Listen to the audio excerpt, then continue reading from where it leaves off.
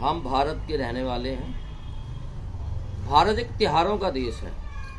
यहाँ पर मुझे लगता है वर्ल्ड में सबसे ज़्यादा त्योहार फेस्टिवल है। यही हमारी खूबी है। हम त्योहार बड़े चाव से मनाते हैं। इसी का हमें एक फ़ायदा भी हुआ।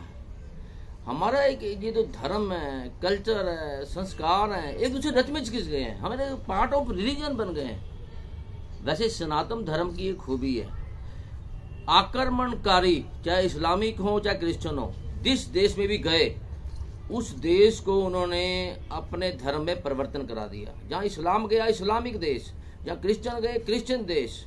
भारत में पहले इस्लामिक आक्रमणकारी आए, फिर क्रिश्चियन आए, लेकिन भारत अपने त्योहारों के साथ, धर्म के साथ वहीं पर खड़ा रहा जहाँ वहाँ खड़ा है।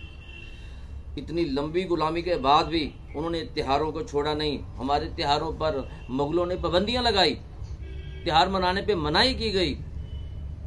खास तौर पर जितने भी मुगल हैं, चाहे अलाउद्दीन खिलजी हो चाहे औरंगजेब हो, उन्होंने कहा भी नहीं, होली का त्योहार के तो बड़ा विरुद्ध थे वो। बिल्कुल अलाउ नहीं था किसी भी दूसरे त्योहार को मनाने का। तो हमें जो अपने त्योहार हैं इन पे बड़ा प्राउड है हमें। लेकिन मैं चाहता हूँ जो नई जनरेशन है, जो नई पीढ़ी है, वो जो अब त्योहार है होली का, तो उसमें भी उसको ज्ञान होना चाहिए। तो इसमें हम आज होली का जो त्योहार है उसके बारे में बातचीत करेंगे। तो मेरी सबसे एक विनती भी है, तो मेरा जो चैनल है रियल हिस्ट्री ऑफ इंडिया, तो इसमें रियल हिस्ट्री ऑफ हिंदुस्तान, इसको सब्सक्राइब करें कृपा करके, तो मुझे थोड़ा हौसला मिलेगा, तो मैं आगे बढ़ूंगा। तो मैं चाहता हूँ भारत की संस्कृति को जोड़ा जाए। तो जो ये होली फेस्टिवल है, हम हर बात करते हैं सोर्स के साथ। इसमें हमें दो तरह के सोर्स मिलते हैं, विष्णु पुराण और भागवत पुराण। हमारी ज्यादातर हिस्ट्री धार्मिक किताबों में लिखी हुई है। धर्म का हम पर हमेशा प्रभाव रहा है। भारत एक धार्मिक देश ही है, सोशली देश भी है, कल्चर भी बड़ा रिच इसका कल्चर है। तो इसमें दो तरह की कथाएं मिलती हैं। एक तो इसमें कथा मिलती है जो हिरण्याकश्यप की एक कृष्ण अवतार की कथा से जुड़ा हुआ है। इसमें जो ये त्योहार है, ये माना जाता है अभी फागुन मास में पूर्णिमा के दिन इसको मनाया जाता है, होली को। इसका जो नाम है वो एक हिरण्याकश्यप राक्षस था, उसकी बहन होलिका के नाम से इसका नाम होली पड़ा है। ये जो हिरण्याकश्यप एक राक्षस था, राक्षसों का राजा था, शैतान था, लोगों को तंग करता था, लेकिन वो ब्रह्मा की पूजा करता था। पूजा करने के लिए, वो वरदान लेने के लिए बड़ी लंबी उसने तपस्या की। जब लंबी तपस्या की तो उसकी पत्नी कायदू गर्भवती थी। अब भगवान इंद्र डर गए। उसने कहा भी ये अब जो हिरण्याकश्यप है ये कोई वरदान ले लेगा, इसका जो बेटा है वो भी राक्षस बनेगा, क्यों ना इसको पकड़ लिया जाए। जब उसको पकड़कर वो बंदी बनाकर लेके जा रहे थे तो भगवान नारद जी उनको मिले। तो उन्होंने उनको समझाया, उन्होंने उनसे बचाया और अपने आश्रम में ले गए। वहाँ उन्होंने हरि का कीर्तन किया, विष्णु की पूजा की, उनको उपदेश दिया। तो उसके बाद जो प्रहलाद था, हिरण्याकश्यप का बेटा, कायदू के घर उसने जन्म लिया। तो ऑटोमेटिक वो काफ़ी देर वहाँ पर रहा, विष्णु का भगत बन गया। वह आश्रम में संगत की। बाल अवस्था में जब उसका पिता पूजा करके वापस आ गए तो वो अपने पिता के पास गया राज में। अब उसका पिता को वहाँ पर एक वरदान मिला ब्रह्मा जी से। उसने कहा भाई मुझे कोई व्यक्ति ना मार सके, चाहे वो मनुष्य हो, चाहे वो कोई जानवर हो, चाहे वो दिन हो, चाहे वो रात हो, चाहे वो अंदर हो, चाहे वह बाहर हो, मुझे किसी भी हालत में कोई शास्त्र भी मुझे नहीं मार सकता। अब इतना बड़ा वरदान लेके वो आ गया, उसमें बड़ा अहंकार हो गया। तो उसने कहा भी सभी जनता, सभी लोग मेरी पूजा करेंगे, विष्णु को कोई पूजा नहीं करेगा, सिर्फ मेरा पूजा की जाएगी। तो जब उसका बेटा के साथ संपर्क हुआ तो बेटा ने विष्णु का प्रस्तुति की। तो उसने कहा बेटा नहीं, आप विष्णु का नाम नहीं लोगे, तो आप मेरी पूजा करो। तो उसने कहा नहीं, मैं तो हरि का भगत हूँ, मैं हरि की पूजा करूँगा। तो उसने कहा भी नहीं। उसने अब इसको समझाने के लिए, देखो उस समय एक जो ऋषि थे शुक्रचकिया, वो राक्षसों के देवता थे, शिव भगत थे वैसे, उनको बुलाया गया। उनके कहा गया भी इसको थोड़ा ज्ञान दो, इसका थोड़ा जो चाल चलन है इसका ठीक करो, इसमें जो थोड़ी इसको सिखाया जाए। इसको ज्ञान दिया जाए कि अपने पिता के साथ करे, पिता के नाम ले, विष्णु का नाम ना ले। तो उस समय उसके 2 बेटे थे, एक शंख एक अमरक, शुक्र चकिया के। तो उन्होंने इसका जुमा दिया गया, तो उन्होंने बड़ा समझाया, बड़ी बात इनको मानने की, लेकिन वो मनाने में कामयाब नहीं हुए। अंत में वो हार गए, वो वापस गए। वापस जाकर उन्होंने कहा भाई ये हमारे बस की बात नहीं है, हम इसे नहीं समझा सकते। तो फिर हरनाकस को लगा कि ये अब मारने वाला नहीं है, क्यों ना इसको मार दिया जाए। तो उसने इसको मारने के लिए कई प्रकार के हथकंडे अपनाए। इसको जहरीले सांपों से कटवाया गया, बच गए। इसको तलवार से मारा गया, तलवार चली नहीं, वो कहता तलवार में विष्णु दिख गए।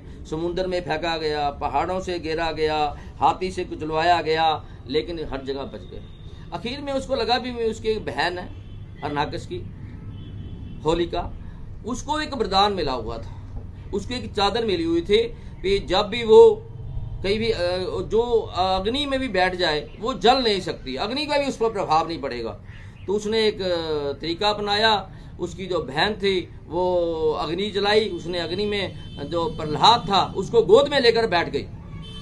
लेकिन विष्णु के भगत थे, विष्णु महाराज की कृपा हुई, जो चादर थी वो उठकर प्रहलाद पर चली गई, उसमें जो होलिका थी वो जल गई और जो प्रहलाद था वो बच गए। जो ये होली जब शुरू होती है फागुन मास में, तो पहले दिन होलिका दहन की जाती है, दूसरे दिन रंगों का त्योहार मनाया जाता है।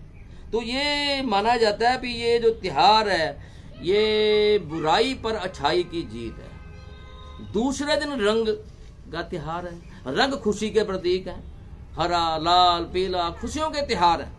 इसमें रंगों का प्रयोग किया जाता है, उसमें फूलों की होली खेली जाती थी, फूलों का रंग मिलाया जाता था। उसमें दूसरी इसमें जो बात आती है, अब प्रहलाद बच गए तो महल में उसका पिता बड़ा परेशान हुआ।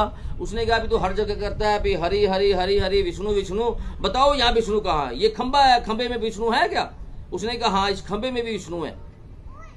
अब उसने कहा बुलाओ। उसने अपने पिता अपने बेटे पर प्रहार करने की कोशिश की, तो तुरंत खंबा पाड़ के, विष्णु का एक अवतार था नरसिंह अवतार, वो खंबा पाड़ के बाहर निकल आया। ना अब वो इंसान था, वो आधा पशु था आधा इंसान था।